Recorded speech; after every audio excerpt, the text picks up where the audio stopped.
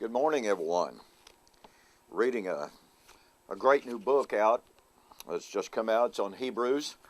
It's written by Tony Denton, friend of mine. It's entitled Hebrews, From Flawed to Flawless, Fulfilled. I now offer this book. Don't even have it listed on my website, but I tell you what, you really need a copy of this book on Hebrews. You know, Hebrews is one of the most intensely eschatological books.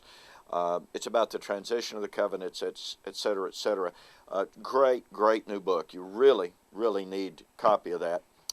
Anyway, welcome to Morning Musings. My name is Don K. Preston. I am the president of Preterist Research Institute, and I'm sharing with you my personal journey to the full preterist view. And I've been particularly sharing with you some thoughts on the book of Revelation, and how an examination of that book, and especially compared with the Old Testament prophecies that it quotes, cites, alludes to, etc., etc. But you know, there's also the comparisons with the Olivet Discourse that many scholars throughout the ages have noted.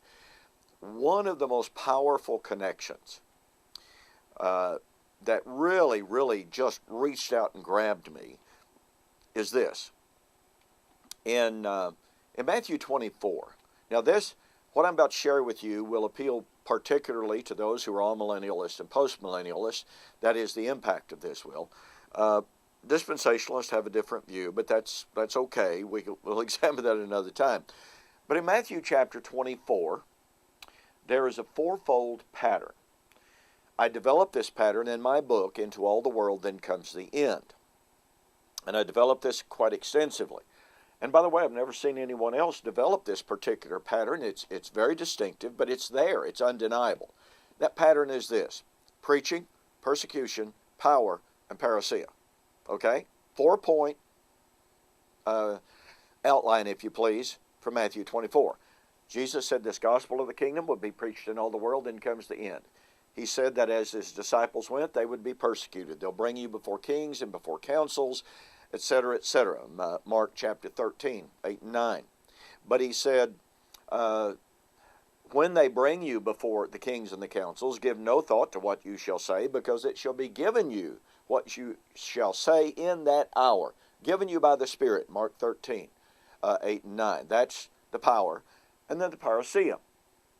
Jesus promised to come in vindication of their suffering and in judgment of their persecutors in that generation. Matthew 24, 29 through 34. Well, here's what's particularly powerful. All millennialists and post-millennialists agree that that pattern, although they generally don't list it as an alliteration like I do, preaching, persecution, power, parousia, they agree that Matthew 24, 4 through 34 all applies to AD 70 and the events leading up to it. Well, guess what? The pattern is in Matthew 24, 4 to 34. Okay? Now, what do we find in Revelation? Well, in Revelation chapter 14, we find a great angel flying through the midst of heaven, having the everlasting gospel to preach to all kindreds, tongues, nations, tribes, etc., etc. Well, that's exactly what Jesus was saying in Matthew 24, verse 14. And of course, as that gospel is preached, guess what? The apostles and prophets of Jesus were being persecuted. The followers of Jesus were being persecuted, i.e. by Babylon, Revelation chapter 17. However, they were given power, Revelation chapter 11. The two witnesses of God were given power to witness for 3.5 years. And they had power to call down fire from heaven. There's the power. And then the parousia, the judgment of Babylon, this persecuting power, at the parousia, which was said to be coming very soon. So, in Matthew 24, we have preaching, persecution, power, parousia, and my amillennial and postmillennial friends agree, oh, that was the events leading up to AD 70. Well, guess what? In Revelation, we find the exact same precise pattern. Preaching, persecution, power, parousia. And yet, so often, my all-millennial and post-millennial friends want to say, oh, Revelation is talking about Rome, and it's talking about the Roman Catholic Church, and it's talking about our future. Well, really? How do we break the pattern? How do you dichotomize and divorce the precise pattern of preaching, persecution, power, and parousia, and revelation from what Jesus said? See the power of that?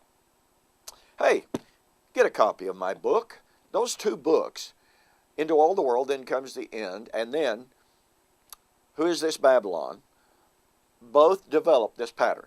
You'll see things, and you'll see the beauty and the harmony between the Olivet Discourse and Revelation, perhaps like you've never seen it before. I'm making a special offer. You order the books, and I'll pay the shipping on either book. Doesn't matter. Just go to my websites, www.eschatology.org or BibleProphecy.com. Thanks for joining me for this morning's Morning Musings.